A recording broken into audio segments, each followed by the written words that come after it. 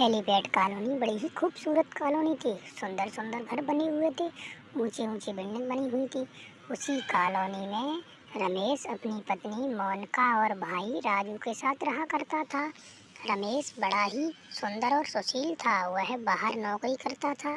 उसका छोटा भाई राजू और मोनिका घर में रहते थे। वह नौकरी करने के लिए गांव से बहुत दूर शहर में नौकरी करता था, जो काफ़ी दिनों में आता था। कुछ दिनों के बाद रहकर फिर अपनी नौकरी पर चला जाता था। अपने भाई और मोनिका का बहुत ख्याल जो रखता था। अब तुम चले जाओगे, हमें बिल्कुल अच्छा भी नहीं लगेगा।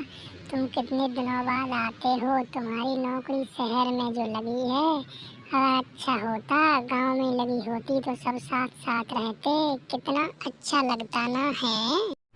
क्या करूं मोनिका, वो तो जाना ही है। नौकरी जो करनी है, तुम अपना ख्याल रखना और मेरे छोटे भाई राजू का भी ख्याल रखना। राजू बता रहा था भाभी बहुत अच्छी हैं, तुम उसका बहुत ख्याल रखती हो।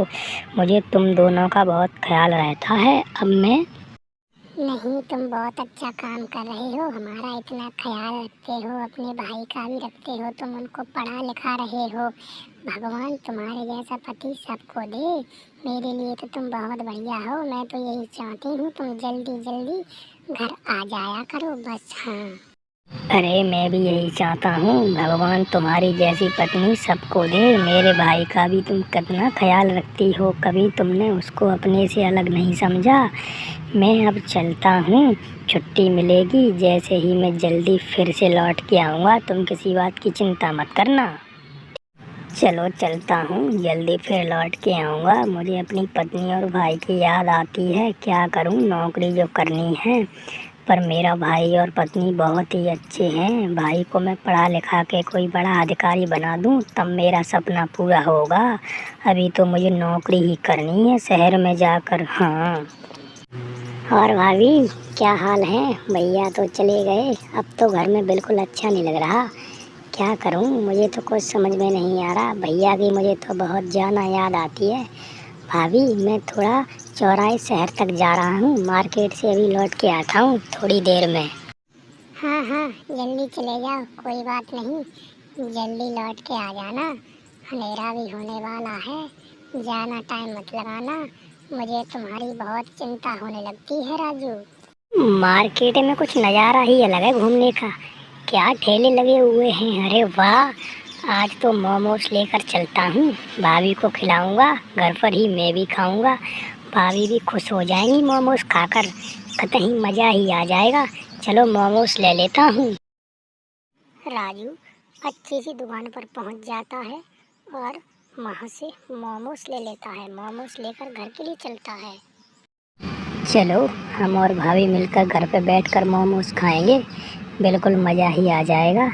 इसमें मैंने मोमोज पैक करा लिए हैं। यहाँ खाने से अच्छा तो भाभी के साथ खाऊंगा, कुछ टेस्ट ही अलग आ जाता है। चलो घर पहुँचता हूँ। चलो भाभी, तुम्हारे लिए गर्मा गर्म मोमोज लेकर आया हूँ। हम और तुम मिलकर मोमोज खाते हैं, कहीं मज़ा ही आ जाएगा। मैंने तुम्हारे लिए स्पेशल प्लेट बनवाई है। चलो ठंडे हो रहे हैं, खाते हैं भाभी। अरे देवर जी, मैं तो मोमोज खाती ही नहीं हूँ। मेरा तो पेट खराब हो जाता है, परेशान हो जाऊंगी राजू जी। भाभी स्पेशल मैं तुम्हारे लिए लेकर आया हूँ, चलो खा लेते हैं, नहीं तो हम बुरा मान जाएंगे भाभी, खाना पड़ेंगे आपको। चलो देवर जी, तुम बोल रहे हो तो खा ही लेती हूँ। वैसे तो मेरा पेट खराब हो जाता है, तुम्हारा मन रखने के लिए थोड़े से खा लेती हूँ। चलो। राजू और मोनिका स्वाद ही स्वाद में काफ़ी मोमोज खा लेते हैं।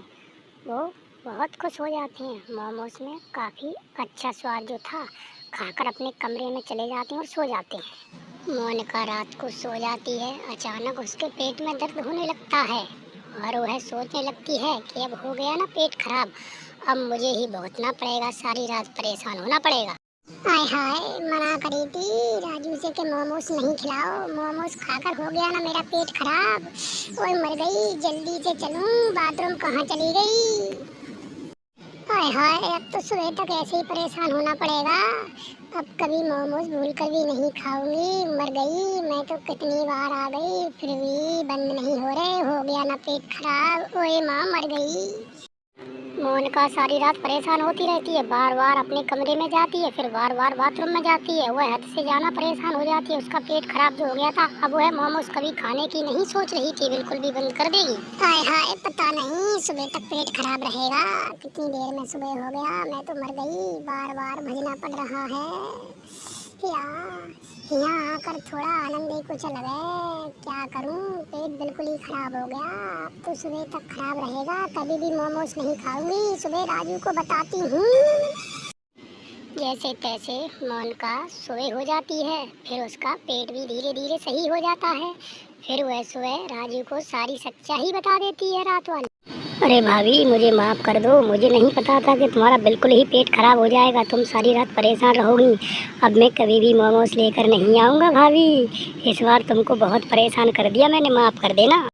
कोई बात नहीं देवर जी, गलती तो हो ही जाती है। अब मैं भूल कर भी मोमोज नहीं खाने वाली। सारी परेशानी मुझ पर ही आती है।